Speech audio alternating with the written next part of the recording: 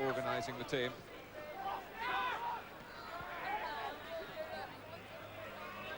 Broken up well by Broom, no offside here. It's Simon Reed for Farnborough, and it's 2-0. Took that very well. Again, I thought he may have been offside, but he's not. Yeah. He took it well in the end. Simon Reed has rewritten the record books at Farnborough Town. He got clean through at Plainmoor and didn't score a second goal on the afternoon that would have made sure that we wouldn't have needed the replay, but his nerve didn't fail him here. Took it very well. And this for Simon Reed is his 19th goal of this season, his 177th in the colours of Farnborough Town. Most important of all, it's Farnborough 2, Torquay 0, and they'll be thinking about West Ham United in the third round.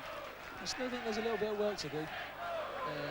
If Torquay can raise their game a little bit, now I think they'll have to gamble by pushing the fullbacks on further to support the two wingers.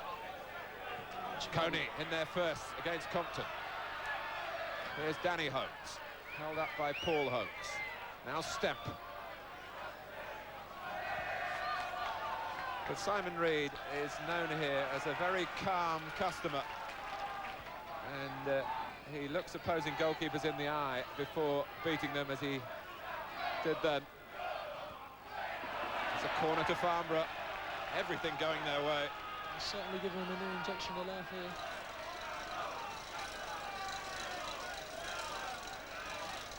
They'll be pleased to gain at half-time 2-0. You just have to keep it tight now to half-time. There you go, Mick Darcy's taking his time over there.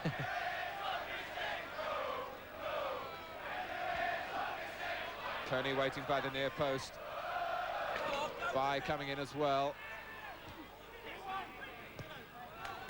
And Torquay have just left ball upfield with O'Colcan making up the ground now.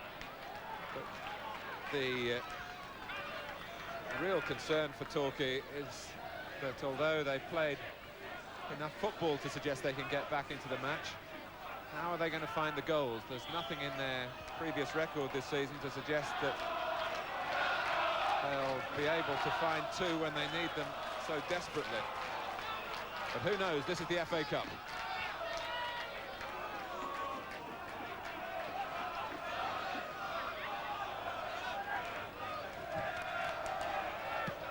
Doherty dealing with an under-hit free kick by Paul Holmes, who has the chance to try again. Compton. Now Loram. Joyce has got in at the near post. Rowbotham looked a couple of yards offside at least. Nothing's going right for him tonight. I think Wes Saunders has got to lift them up a little bit and just tell them to keep going. It's just a couple of little lapses in defence that's caused them to be 2-0 down. They're trying to play a little bit of an offside trap there, and the fullbacks are not coming up with the central defenders, and as you saw, it left him free to score there. Farnborough Town in the second round of the FA Cup for the first time in their history. And they're well placed now. If they can just cope with the pressures that you sometimes have. They're strange ones when you're 2-0 in front. But it's been well documented in the past that it can be psychologically an awkward lead, but you'd rather be 2 up than 2 down. That's right. Psychologically, a goal would be great for Torquay now just before half-time. It doesn't look like it, does it, really?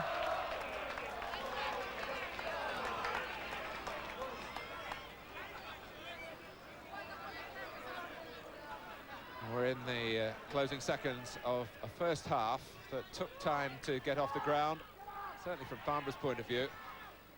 But how they've changed the picture as the half-time has approached.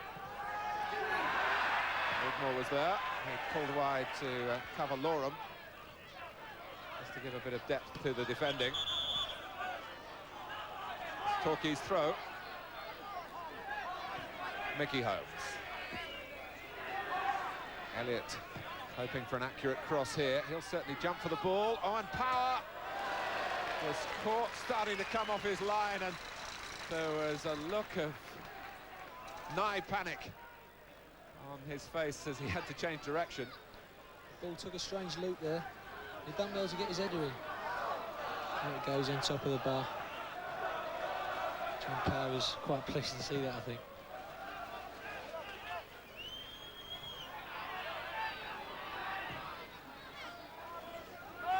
Well, football is, of course, all about taking chances, and certainly that has been very well illustrated here. Farnborough have been clinical in their finishing. Torquay have had more of the ball, certainly more of the penalty area pressure, and they're 2 down.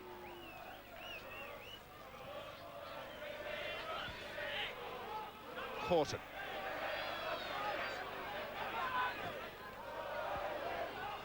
Trying to loft it over the top. There wasn't too much angle on it to suit Coney. Going on for Gareth Howells, who's been left exposed one-on-one on both goals.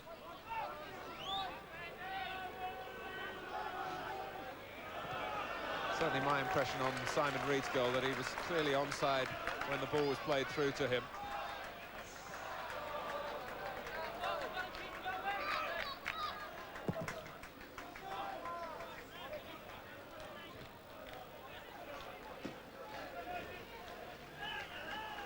We've had almost 2 minutes of time added on.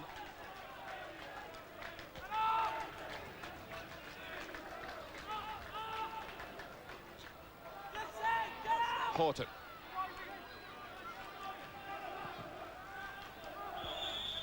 It's half-time at Farnborough, where the local fame is for the air show, but the football team are putting on a show of their own, at least when it comes to finishing. Dean Coney giving Farnborough the lead, and his striking partner Simon Reed making that position even more concrete with a second.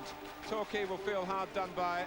They played well up to the point when Coney tucked away the first chance, but they really have a very big job in the second half. 2-0 here at half-time.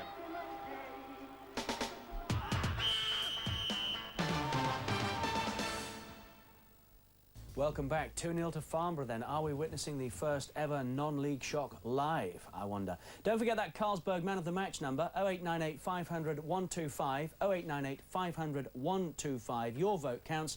Sports bag and goodies up for grabs tonight. A family day out at Wembley later in the season, the big prize. And we'll announce the winner in Sky Soccer Weekend this Friday at 6 o'clock. Dave Webb, well, from our point of view, from a television point of view, it's perfect. Not if you're a Torquay United fan.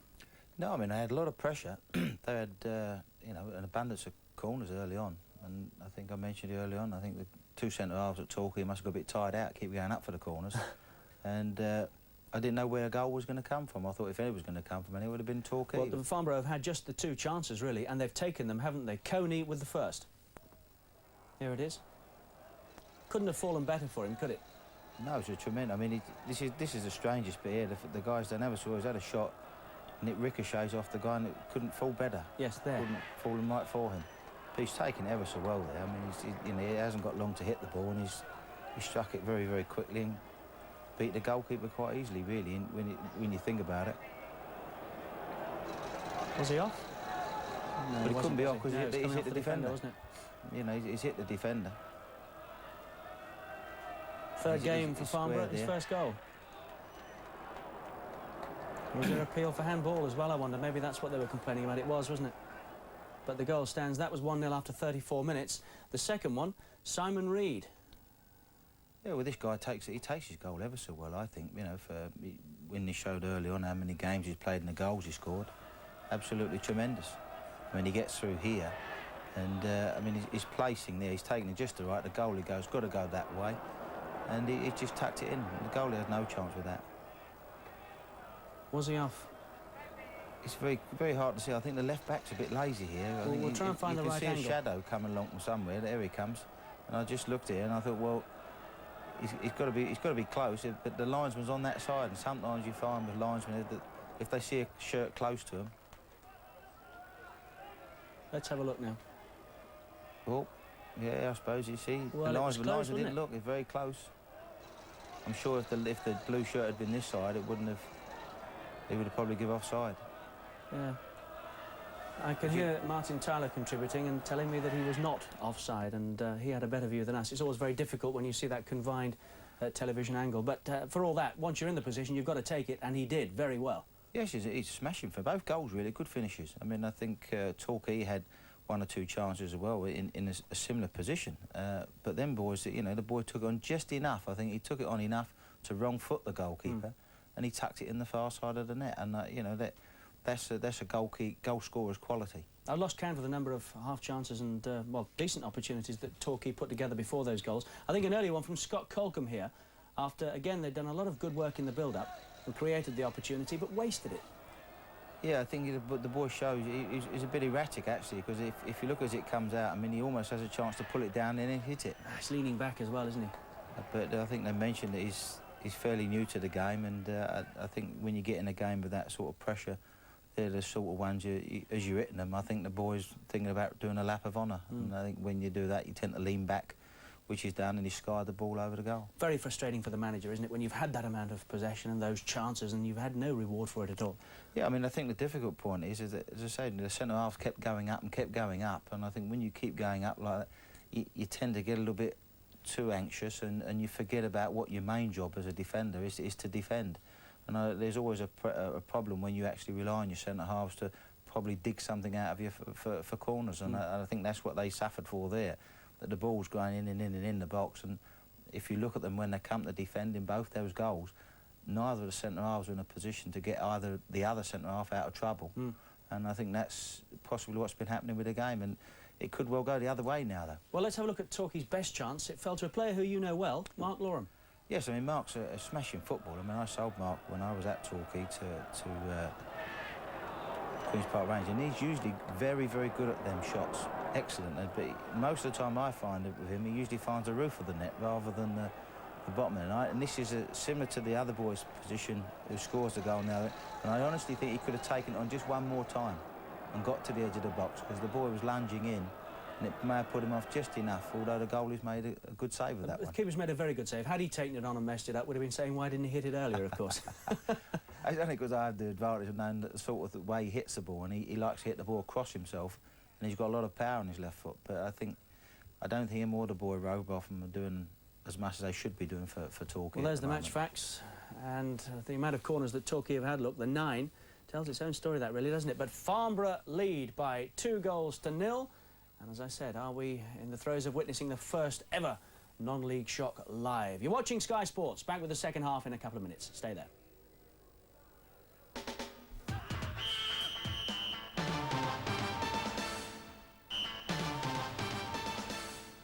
Welcome back. 2-0 Farnborough. Hope you're enjoying it. It's nice to have your company. Let's get you up to date with 1 or 2 other latest scores. Can't confirm any of these as half-times yet. Darlington 0, Hartlepool 2, FA Cup second round match that. The replays, Reading 0, Peterborough 0, Swansea 0, Exeter 1, Tranmere Rovers 1, York 0. That was our live match, of course, 10 days ago. And Farnborough 2, Torquay United 0. We know all about that. Man who knows all about producing some shocks, Jeff Chappell, the manager of Woking. He's with Eddie Hemmings at Farnborough. Eddie. Yes, Jeff Chappell, you know exactly what it's all about, although at this stage in your match against West Brom half-time, you're 1-0 down. That's right, yeah, and I was quite happy with that, 1-0 at West Brom, and as it turned out, we came back and won 4-2, so I was very pleased. But what a position for Farnborough to be in now. Yes, I think Torquay have certainly got to do a little bit more up front, certainly in the last third of the field, and at the moment, I can only see a win for Farnborough Town. Borough had to weather all that pressure, didn't they, in all the corners, but then they came back and haven't they done well? That's right, they withstood the pressure very, very well indeed, and I'm very impressed with Farnborough tonight. As I said earlier, the non-league game now is on a par with the 4th and perhaps 3rd divisions, and as I say, I can only see a win for perhaps Farnborough. Well, of course, last season it was only, what, 1-0 against Everton that stopped your run. That's right, and I'm looking for a repeat from my lads at Woking this year, but tonight's game, I think if Farnborough can hold their composure, I think they run out worthy winners. Well, great stuff. Thanks, Jeff. And Richard, here's a happy man and a few thousand others, I think, here. Eddie, thank you. You can sense the atmosphere. They're on the threshold here, aren't they? On the brink, Farnborough, of a big one. Yeah, I mean, it's very, very close. I mean, you wouldn't want to be in a better position as I say, a non-league manager with a league side at home and your ground. And what does the league manager do to tell his players to get to wind them up. I mean, they've thrown their best shots in some respect in the first half. You wonder where they're going to find any more shots to get in the second half. And I do believe what he said there was right. Unless they get it together a bit more up front. I mean, the young boy on the right wing, he went right out of it in the last quarter of an hour, the first half, and I think they need to get him back in the game. 2-0 to Farnborough. Don't forget that Carlsberg man of the match, incidentally. 0898 500 125. There it is, 0898 500 125. Some nice prizes tonight. Big day out at Wembley later in the season for the family. And we'll announce the winner at 6 o'clock, Sky Soccer Weekend, this Friday. We're waiting for Farnborough. They really are running the show tonight, David, aren't they? No, that's a good move, that. That is a tremendous move. You know, the other team gets out, rushes out, then if you just hold your horses a little bit, they get out, then it just takes the sting out of the game. It's a bit of an old... They're showing a bit of professionalism, I think, there tonight, Farnborough, by doing that, taking their time. The other team's got it all to do. They've gone out, fired up. Let them sweat a little bit for the first few seconds of the game. Well, don't go away. It's live here on Sky Sports. 2-0 Farnborough. Let's rejoin our commentary team, Tony Gale and Martin Tyler. Thanks very much, Richard. Torquay are having a torrid season, and Dean Coney has only added to that. The promotion that they got at Wembley has really been followed by a hugely difficult time in the third division. They had a spell, August, September, they lost 9 league and cup matches in a row, 13 defeats in 14 games to the end of October. But now they really have been sent out here to show their character, to show their courage, and to try to repair the damage that happened late in the first half, delivered by Dean Coney and by Simon Reed.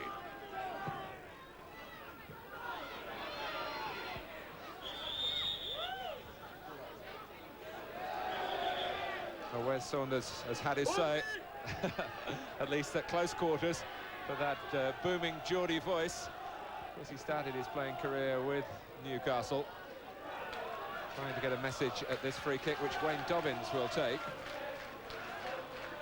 Sean Joyce just got to it. Compton has the shot.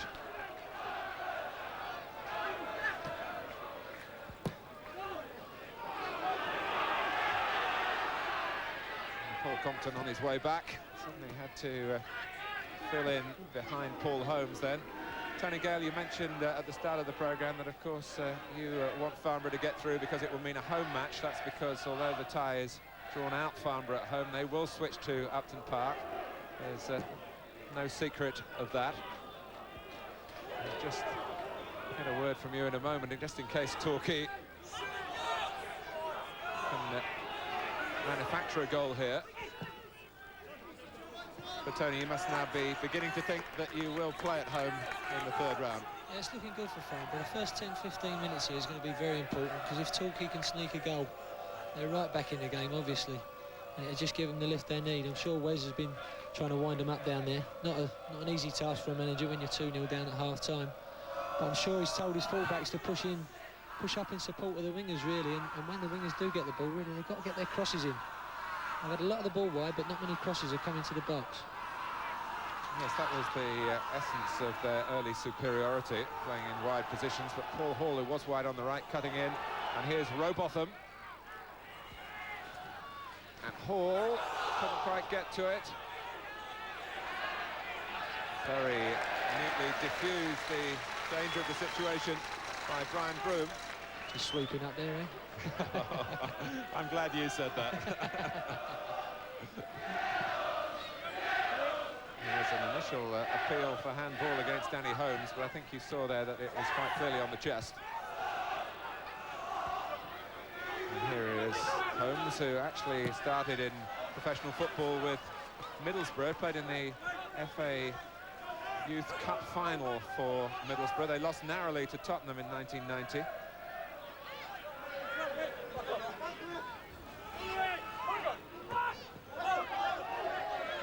Put out by Stemp. Darren Robotham, of course, was a very prolific scorer with Exeter, and then had a savage knee injury that threatened his career. Moved on this season in a swap deal to Torquay, but he's certainly got the pedigree to pull back a goal. Colcom. Stopped by Danny Holmes. And Elliott, well, it calls for dramatic measures here. I think he's been their best attacker when he's been forward on the corners, but I think that was a wee bit optimistic from there. Bit of frustration shown, I think. Yes, the centre-back who cost £10,000 in 1989 from Charlton. 6'3", 13.5 stone. And he's going to launch all of that now. No, he's leaving it to Compton. You've just switched on to join us live here on Sky Sports. Farnborough Town in the yellow strip, glowing brightly under the floodlights here, leading by 2-0. And moving closer and closer to giving Ted Pearce his biggest night in a very long and distinguished career at this club. You see the old pound signs in his eyes there?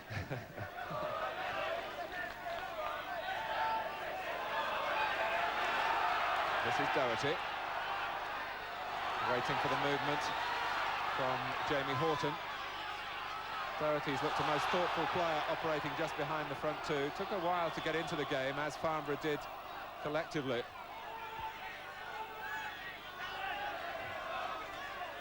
Yeah, just cutting inside, looking to get his cross and just clipped him there.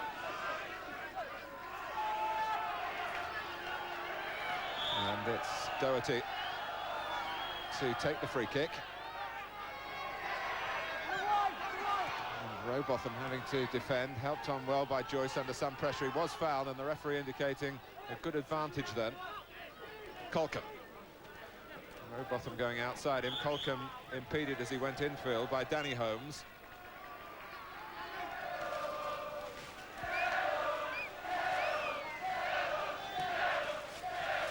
Robotham was a bit flat-footed then, but Loram just the opposite.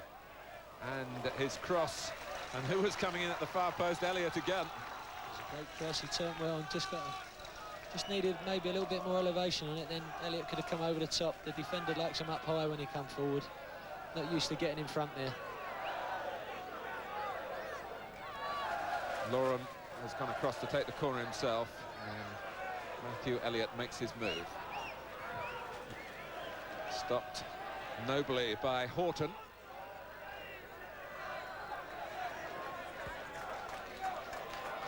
Torquay United desperate for a goal here. It's Bai who potted the swerve well. Still with Loram. I don't want him to cut in and shoot on his left foot as he did in the first game. Of course, Torquay got late salvation at Plainmoor, but they were only one adrift then. Dobbins. Loram trying to give Wigmore a problem, and he has done, and well claimed by Power. Just inches out, he nearly got it over his head there, turned really quickly there. Just think, goalkeeper got his fingertips to it, just clasped it. John Power has played 2 games in the Football League in the 3rd division with Brentford. Nice. Certainly responded well in Farnborough's difficulties. That offside, the offside wasn't against Simon Reed when the ball finally came through, but he'd been in an offside position earlier. Again, I think it was caught a little bit square. Simon Reed was, in fact, was in there, but Dean hadn't come back from his offside position earlier. But Simon Reed, that ball, he was in there. Compton hammering the free kick towards Colcom. There is a little bit of a breeze.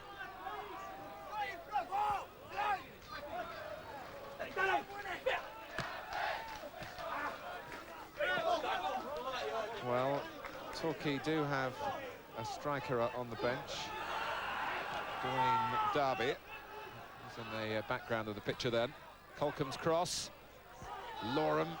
Well, Farnborough would worry if it had fallen on his left foot. It was on the right foot of Mickey Holmes. I think he would have been better advised, just a little chip volley out to the wing there. The right winger was in. But again, a little bit of frustration setting in and having a snapshot when a little bit of composure was needed there, just to chip the ball wide. Frustration and tension as well, because as a full-time player, well, it's the thing that you really fear in the FA Cup. The public ignominy of losing to a non-league side. particularly when you had a home draw in the first place. But I must say, within football, it's not quite so ignominious, because the non-league game, as Jeff Chappell, the Woking manager, was saying at half-time, the non-league game is very well organised these days. A lot of talented players have good jobs and don't want to go into full-time football. Dobbins with the cross for Torquay. It's a good challenge by Rowbotham. Colcombe has the shot, which would have been going places, I think. Colcombe again. Andy Bye in difficulties. And Stemp as well. Colcombe chasing and harrying, providing just the sort of application that Torquay United need, and they've got a corner. This is when they need to score. This first 10-15 minutes are so important for both sides, and if Torquay can get one here, doesn't matter how they get it, they just bundle it in, it'd be great for them. It certainly looked their best route to goal.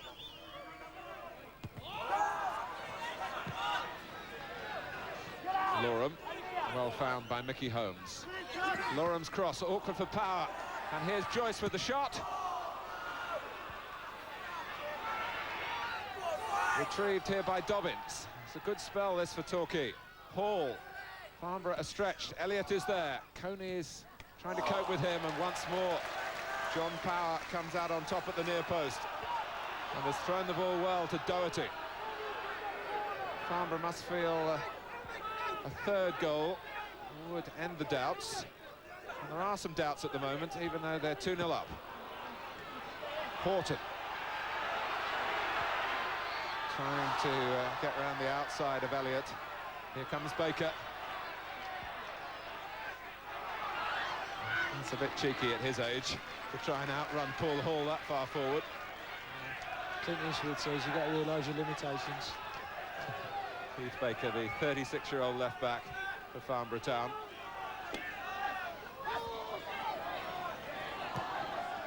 Colcombe.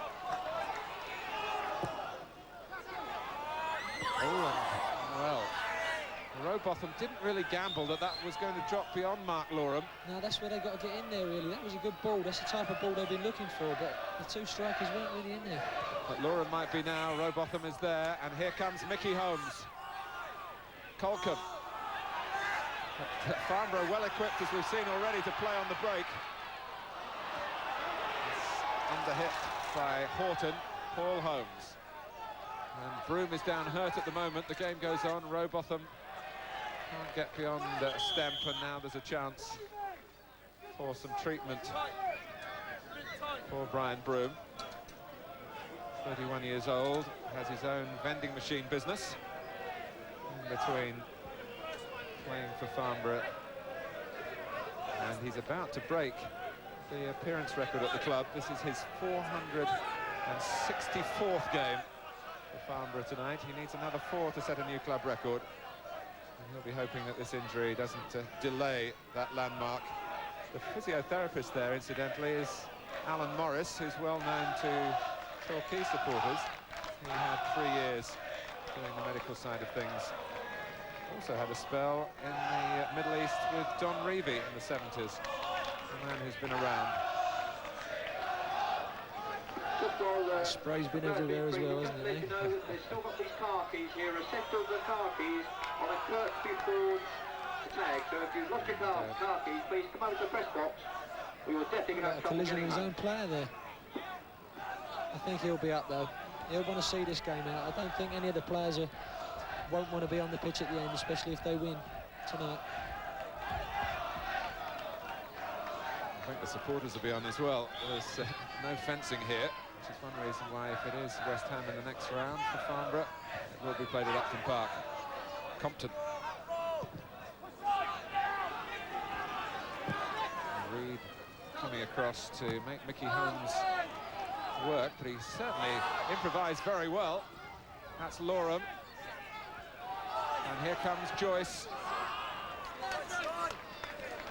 I think Farnborough are getting pushed deeper and deeper. They've got to be very careful, and the attackers can help them here, especially. They're clearing balls and it's just coming straight back.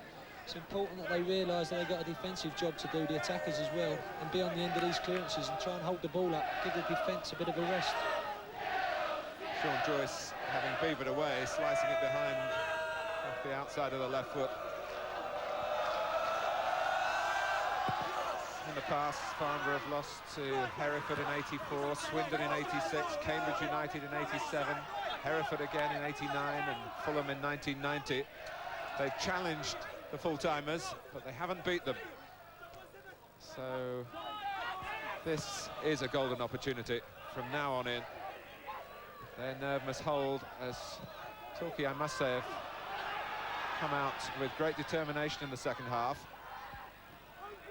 But they really haven't had a break where they've needed it around John Power's goal. Hall.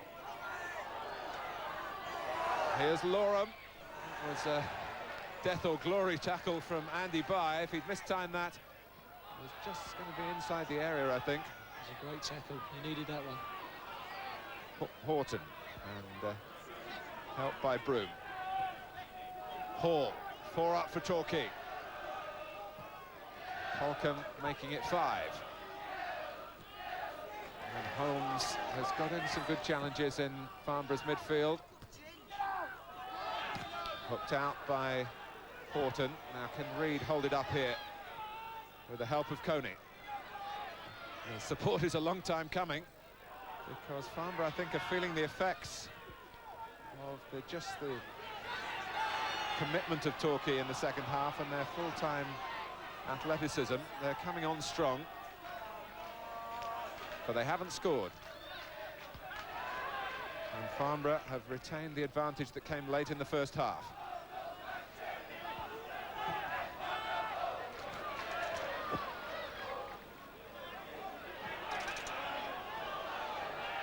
Horton. Good work from Holmes. Here's Step. Danny Holmes again. And apart from giving Farnborough another chance to score, it's taken some of the pressure off the beleaguered back line, who've had a difficult 10 minutes or so. They're trotting up for the corner now, so I think if I was them, I'd stay back for a rest. Looks like they're going to be under a bit of pressure this second half.